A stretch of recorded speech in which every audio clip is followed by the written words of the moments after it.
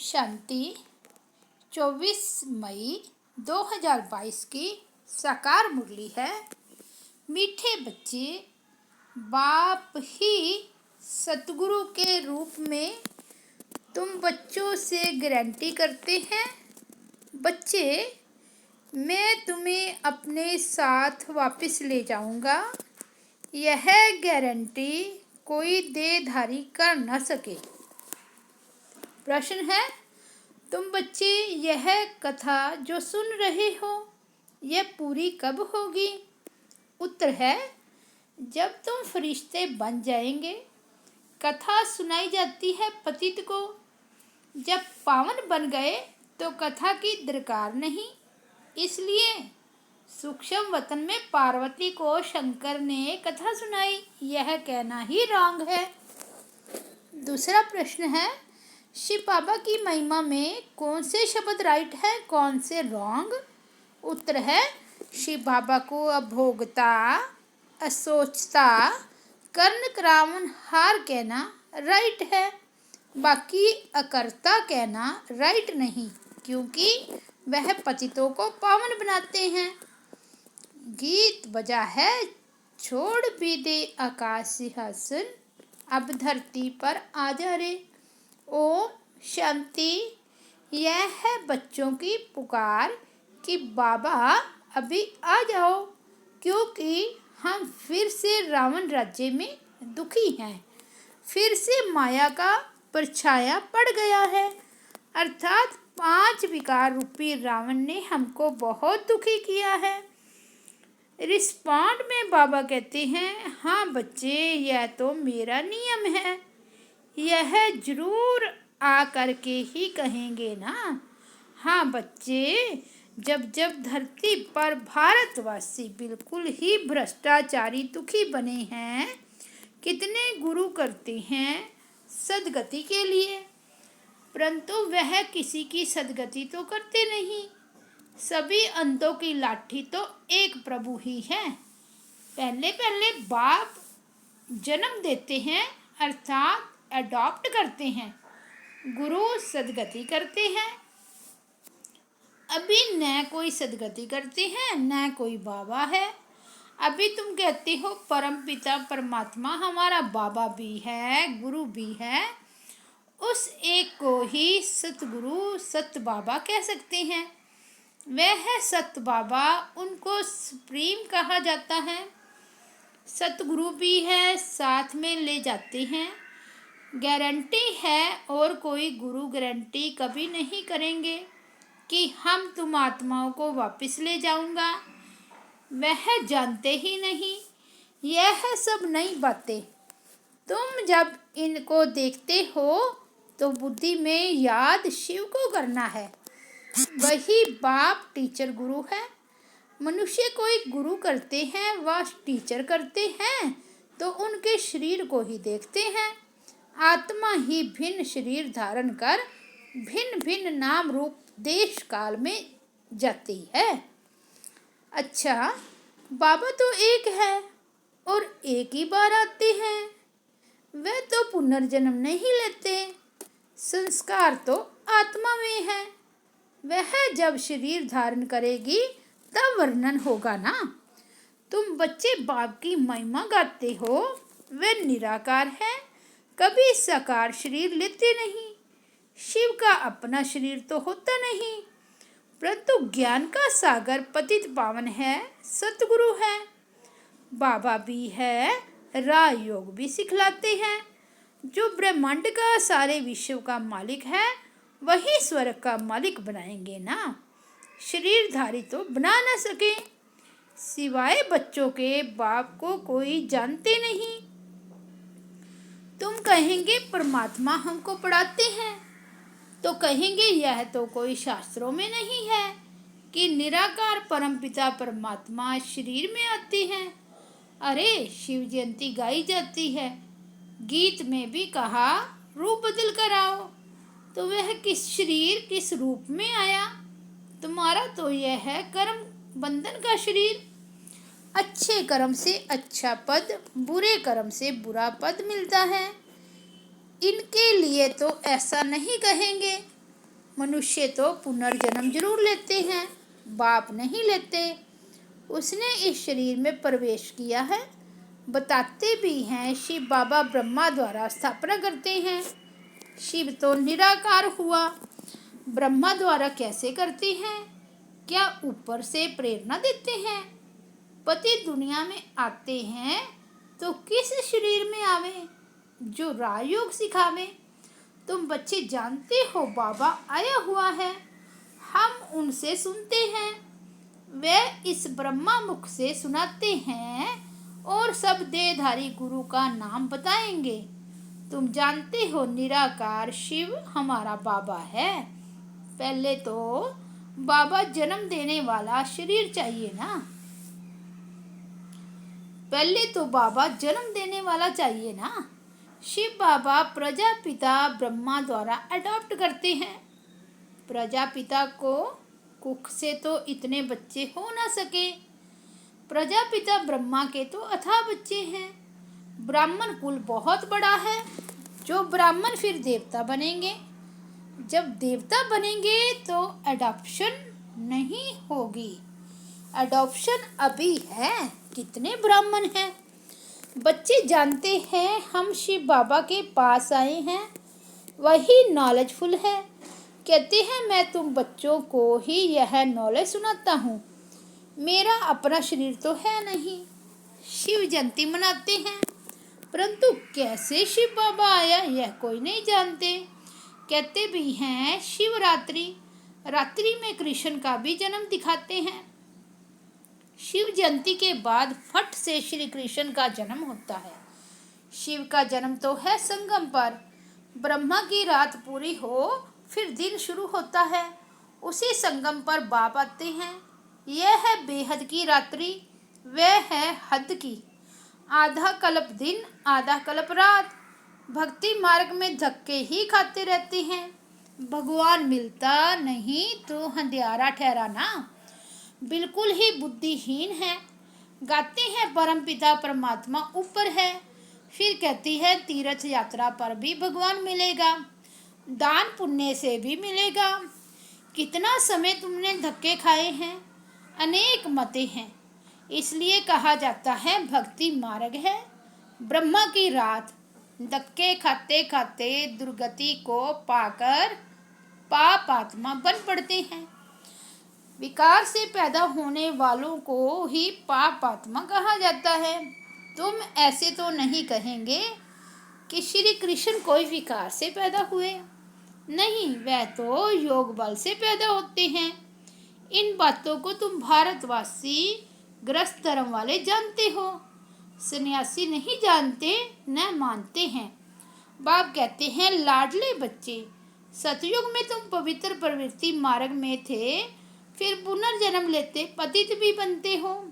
भारत पवित्र था, देवताओं का राज्य था, वहाँ शांति भी थी। यूं शांति धाम निर्वाण धाम है, परंतु सतयुग में भी तुमको वर्षा मिला हुआ है, इसलिए वहाँ कभी अशांत होते नहीं। एक दो को दुख दे कभी अशांत नहीं करते, कोई भी किसको दुख नहीं देते। यहाँ तो बच्चे भी माँ बाप को दुख दे अशांत कर देते हैं। अभी तुम शांति के सागर से वर्षा ले रहे हो, वहाँ कोई लड़ाई झगड़ा नहीं होता। यहाँ भी तुम्हारी वह अवस्था चाहिए, आपस में लून पानी नहीं होना चाहिए।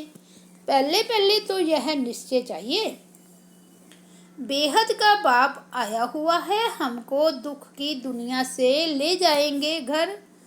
सतयुग में तो बाप आते नहीं, यहाँ आकर इन खिड़कियों से नयनों से तुमको देखते हैं। इनकी आत्मा भी देखती है, शिव बाबा भी देखती हैं। एक शरीर में दो आत्माएं कैसे हो सकती? मनुष्य नहीं मानेंगे। अरे तुम ब्राह्मण खिलाते हो, पति की अथवा बाप की आत्मा को बुलाते हो, वह आकर बोलती है, उनसे पूछते हैं तो दो आत्माएं हुई ना। बाबा कहती हैं वह आत्माएं आकर बैठती नहीं हैं, यह हो न सके। बाप को तो अपना शरीर है नहीं, वह तो आ सकता है ना। 5,000 वर्ष पहले भी हमने ऐसे कहा था कि साधारण बूढ़े तन में भगीरथ अर्थात भाग्यशाली रथ में आता हूँ। जरूर मनुष्य के तन में आएगा ना, कि बैल पर आएगा। सूक्ष्म वतन में शंकर के आगे बैल कहाँ से आया? अगर शंकर की अथवा शंकर पार्वती की पूजा करते हैं तो मैं साक्षात्कार करा देता हूँ। बाकी यह दिखाया है शंकर ने पार्वती को कथा सुनाई, यह है झूठ। शंकर क्यों कथा सुनाएंगे? सूक्ष्म वतन में तो दरकार ही नहीं। तुम फरिश्ते बन जाएंगे तो कथा पूरी होगी। कथा सुनाई जाती है पतित को पावन बनाने के लिए। बाबा अमर कथा सुनाते हैं, अमर लोक में ले जाने लायक बनाते हैं। अमर लोक सतयुग को कहा जाता है, यह है मृत्यु लोक। आज बाबा ने पूछा, शिव बाबा स्नान करते हैं? बोला, बाप दादा करते हैं। हमने कहा, स्नान तो दादा करते हैं ना, शिव क्यों करेगा? उनको थोड़े ही पखारने में जाना है जो स्नान करे। शिव तो भोगता है ना, यह समझ की बात है ना। वे थोड़े ही अपवित्र बनते हैं जो स्नान करेंगे। वे तो आते ही हैं पतितों को पावन बनाने। कर्ण करावन हर अभोगता असोचता है, अकर्ता कहना रॉन्ग हो जाता है। पतितों को पावन करते हैं ना। कर्ण करावन हार है, बीच में खांसी हुई। इनकी आत्मा का यह शरीर रूपी बाजा डिफेक्टेड हो गया तो शिव बाबा क्या करेगा? तुम ऐसे नहीं कहेंगे कि शिव बाबा के बाजे में डिफेक्ट हुआ। नहीं, यह शरीर उनका नहीं, लोन लिया हुआ है। लोन ली हुई चीज टूट जाती है तो धनी की टूटेगी ना। शिव बाबा इस शरीर का धनी नहीं, धनी तो वह ब्रह्मा है। उसने ये किराए पर लिया है। यह भाग्यशाली रथ है। बैल एक ही है, फिर गौ मुख भी कहते हैं। बाबा कहते हैं बराबर कोई कोई बच्चियां इतनी होशियार नहीं है। किसको उठाना है तो मैं बच्चों में जाकर उठाता हूँ। पति दुनिया में पति शरीर में तो आना ही होता है, तो किसका कल्याण करने के लिए भी बच्चों में प्रवेश करता हूँ। बच्चे नहीं समझेंगे, उनसे भी वह सुनने वाले बड़े तीखे हो जाते हैं। यह बाप की मदद मिलती है। एक तो निश्चय बुद्धि है, दूसरा फिर दृष्टि मिलती है। बाबा कहती है मैं प्रवेश कर सकता हूँ, ऐसे नहीं मैं सर्वव्यापी हूँ।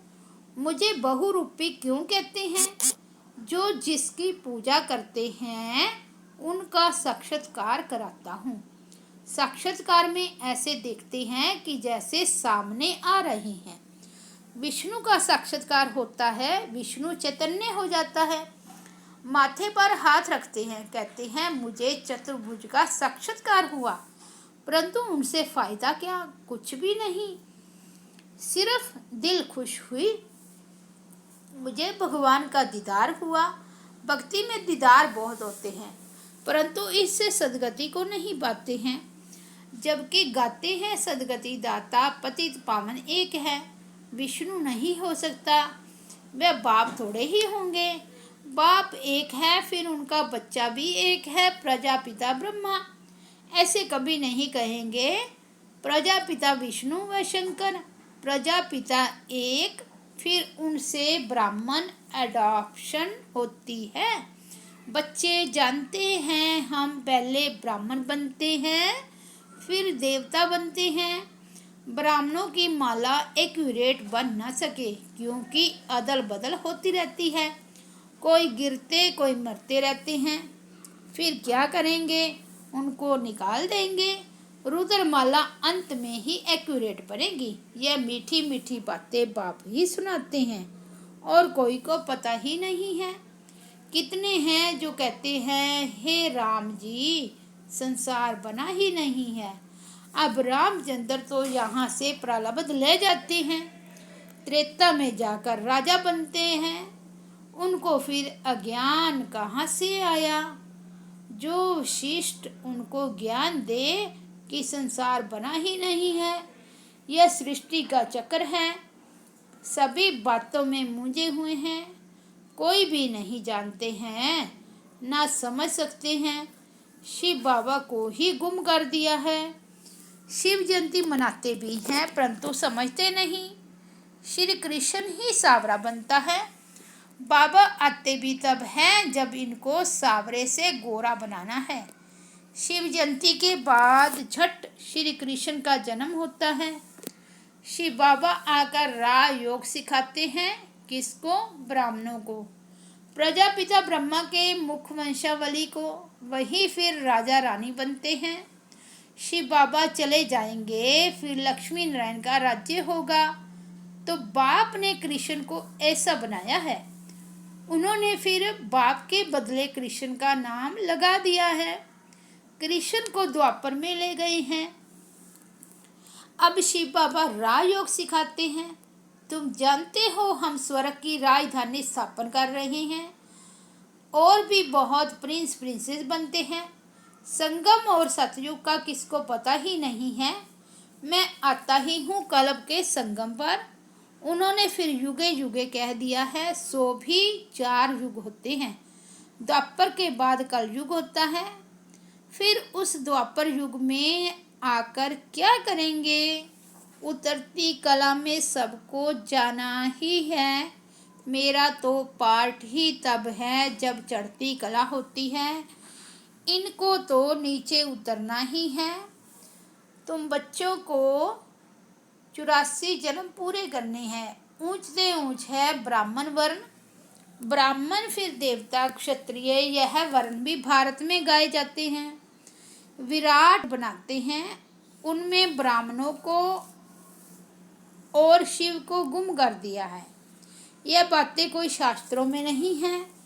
शिव बाबा आकर अडॉप्ट करते हैं ब्रह्मा द्वारा।